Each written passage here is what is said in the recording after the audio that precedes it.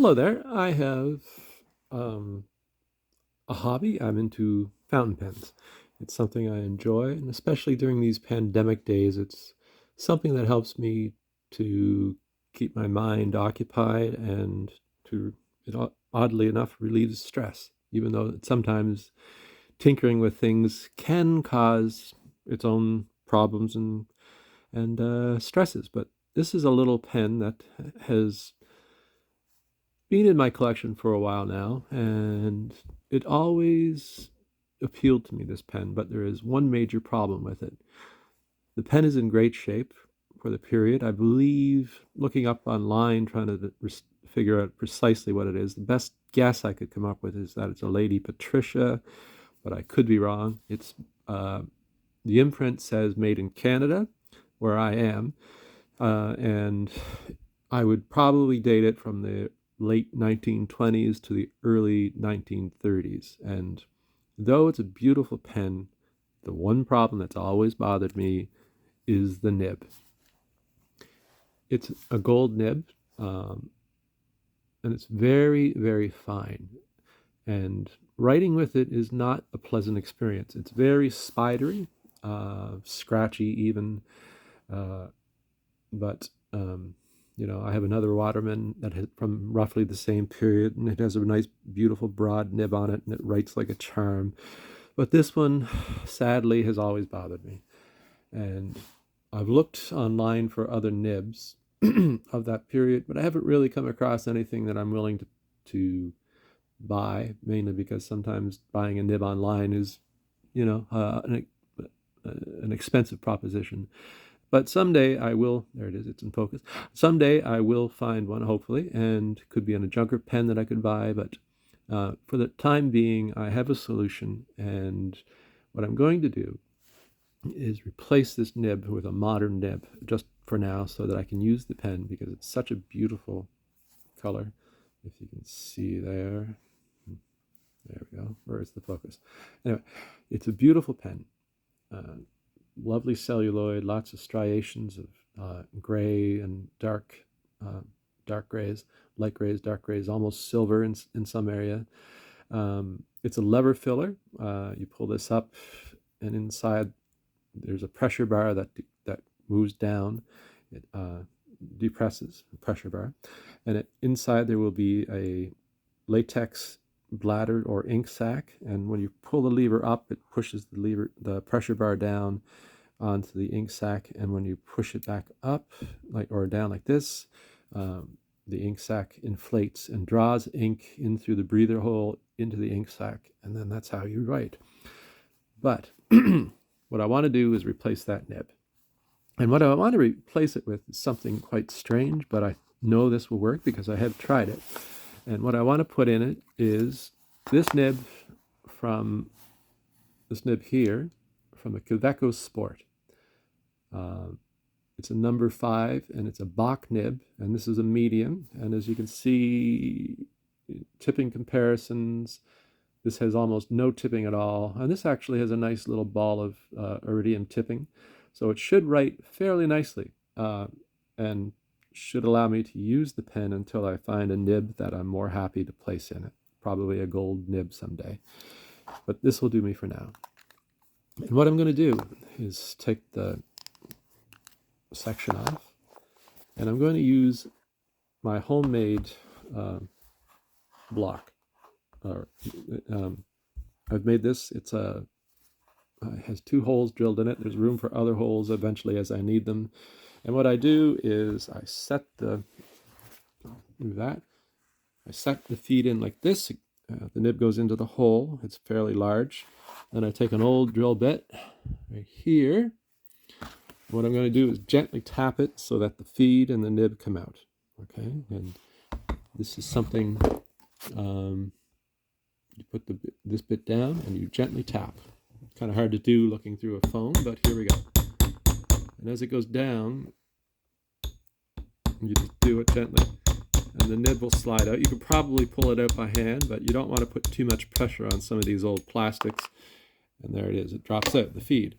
So now I can just pull the nib out, and there's the old nib. And there's the feed. And right here, and those are the parts that I want to keep. So this here, I'm actually going to save. Never throw any parts away. You might find a use for them someday. You might be able to trade them for other parts. You can always find a use. And I'm going to put it in a little baggie, and I've marked down original nib from a small gray Waterman pen. So I'm just going to drop it in there, and I'll keep that for now. Then I'm going to take apart the Waterman, or the Kaweco. And I'm just going to take hold of the feed,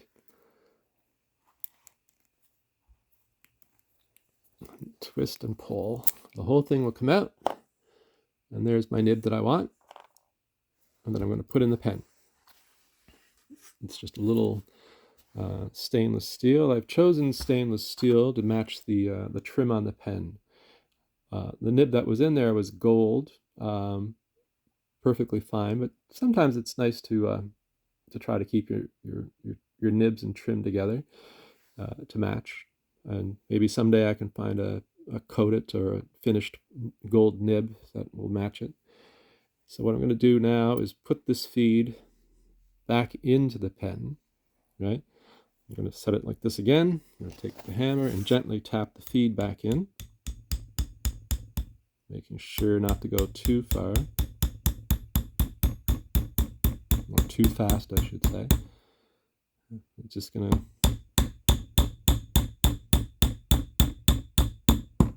bring it to there. Move my nib block out. I'm going to line up the nib, and I'm just going to set it in. As you can see, it goes in fairly nicely. Right? So now I have a feed. Next thing I'm going to do is I'm just going to temporarily put on an ink bladder. Later I will do this using shellac and probably a different size ink bladder, but it's made of latex. You can still get these. There's a company that still produces these, and you can find them online at different stores. What I use is just a pair of needle nose pliers that are bent, and I put the needle nose pliers in here into the latex sack like that, and then I open them up, and that stretches the latex sack. And you take your feed and your section, and you just sort of put the nib into it like this and adjust it. Now, when I do this for later, what I'll do is I'll put a layer, just a thin layer of shellac where the latex sack will attach to the feed, and as that dries, that'll keep this from falling off. But for now, just for this purpose, I'm just doing a test, and what I will do is leave it on, and I'll take care of it later. So you slide the latex sack into the barrel, go all the way down, give it a push and a nice clip, and I should have probably tried to I'll try to line up the orientation of the nib with the clip, with the pressure bar, the lever, like that. And that actually looks really nice now. And make sure it works. You pull the lever up, and I can feel the pressure in there. And what I'm going to use now is just a bottle of, I'm just going to go with Diamine ink, and I'm going to use Diamine Earl Grey, which is probably going to match the pen very nicely. And this could get messy, so I'm going to take a little cloth over here, unscrew the cap, careful not to spill the bottle, and I have done that. Set the pen in, pull the bar down, then put it back, leave it in the bottle for a couple seconds, and hopefully ink will be drawn into it. Sometimes it's good to give it a couple goes just to get it really full.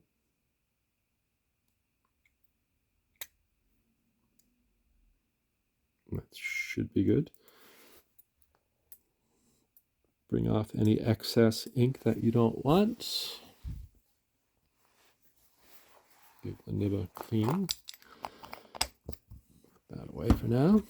I'm going to try a writing sample and see how it works. Just this. And of course, get everything lined up. I'm going to use the standard lazy, the quick brown.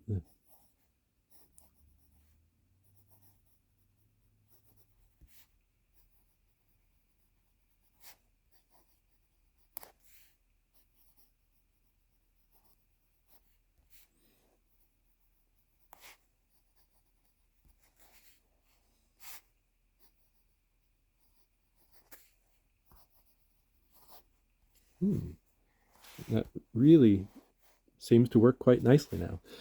It's a modern nib, and it has a lot of tipping on it. It's very smooth, and I've put in a medium nib just because I wanted it to, put down a lot of ink and write smoothly. And as you can see, it's a gusher actually, because you